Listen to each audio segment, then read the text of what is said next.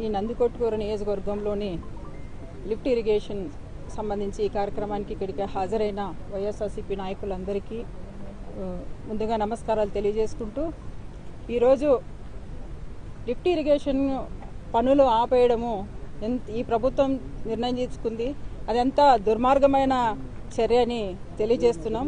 Rayalaseema lift ఇరిగేషన్ను ఈ చంద్రబాబు నాయుడు గారు ఎందుకు ఈ పనులు ఆపేశారనేది నిన్న స్పష్టంగా మనకు రేవంత్ రెడ్డి గారు అసెంబ్లీలో చెప్పడం జరిగింది. ఎందుకు నేను ఎప్పుడైతే చెప్పానో ఆ రోజు మేము క్లోజ్ రూమ్లో ఎప్పుడైతే చంద్రబాబు నాయుడు గారికి చెప్పామో ఆ రోజు మేము ఈ లిఫ్ట్ ఇరిగేషన్ గురించి పనులు రాయలసీమ లిఫ్ట్ ఇరిగేషన్ పనులు ఆపడం జరిగిందని ఆయన డైరెక్ట్గా అసెంబ్లీలోనే చెప్పడం జరిగింది. అంటే క్లోజ్ రూమ్లో ఎలాంటి చర్చలు జరిగాయి అనేటి మనకు తెలియాలి. ఎందుకంటే ఈ మన ఆంధ్ర రాష్ట్ర ముఖ్యమంత్రి గారు తెలంగాణ ముఖ్యమంత్రి గారికి ఎందుకు అంత గౌరవం ఇచ్చారు అంటే ఆయన అంత ఇదిగా ఎందుకు చెప్పుకున్నారు. వీళ్ళు తక్షణమే మన ముఖ్యమంత్రి గారు రాష్ట్ర ప్రజలకు క్షమాపణ చెప్పాలని ఈ సందర్భంగా తెలియజేస్తున్నాము. ఎందుకంటే ఈరోజు రైతుల కోసం జగన్మోహన్ రెడ్డి గారు ఈ లిఫ్ట్ ఇరిగేషన్ను తీసుకురావడం జరిగింది. ఈరోజు చూసుకుంటే జగన్మోహన్ రెడ్డి గారికి ఎక్కడ మంచి పేరు వస్తుందనే ఒక ఆలోచనతోనే ఈరోజు మన ముఖ్యమంత్రి గారు ఇలాంటి చర్యలన్నీ తీసుకుంటున్నారు. మరీ ముఖ్యంగా రాయలసీమ అంటే ఎందుకు ఈ ముఖ్యమంత్రికి అంత చిన్న చూపు అని మేము అడుగుతున్నాం. ఈ రాయలసీమలోనే పుట్టారు, రాయలసీమలోనే పెరిగారు, రాయలసీమ వాసి అని చెప్పుకుంటారు. అలాగే ఈరోజు రాయలసీమలో అనే అధికారం నేను రాయలసీమ వాసిని దాంతోనే అధికారం చలాయిస్తున్నారు. అలాంటి ముఖ్యమంత్రి గారు రాయలసీమకు ఎందుకు చిన్న చూపు?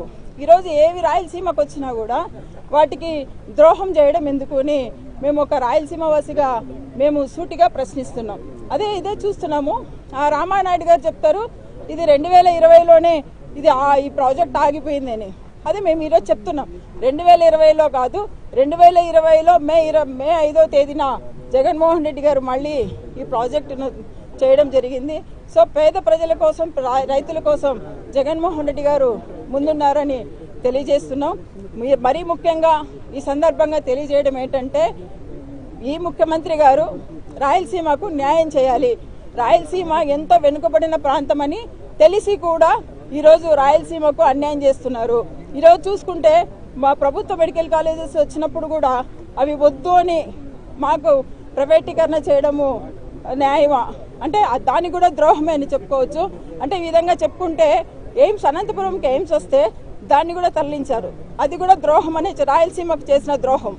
అదేవిధంగా మనకు హైకోర్టు వస్తే హైకోర్టును కూడా పక్కకు తరలించారు, దీన్ని కూడా రాయలసీమకు చేసిన ద్రోహం అనే చెప్పుకోవచ్చు. అదేవిధంగా ఈరోజు మనం లిఫ్ట్ ఇరిగేషన్ పనులన్నీ కూడా ఆపడం కూడా రాయలసీమకు చేసిన ద్రోహం కాదా అని మేము ఈ సందర్భంగా అడుగుతున్నాము.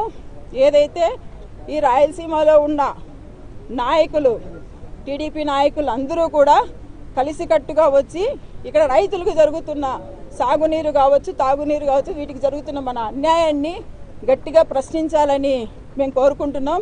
మీరు ఏదైనా సరే మీరు కూడా క్లోజ్ రూమ్లలో పోయి మీరు ముఖ్యమంత్రి గారికి చెప్పుకుంటారో లేదా మాతో కలిసి వచ్చి ఈ పోరాటానికి సిద్ధమవుతారో తెలియజేయాలి.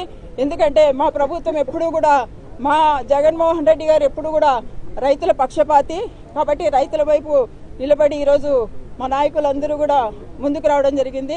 మాతో కలిసి ఇంకా ఈ కార్యక్రమాన్ని ముందు తీసుకెళ్లాలని కోరుకుంటున్నాం. Thank you.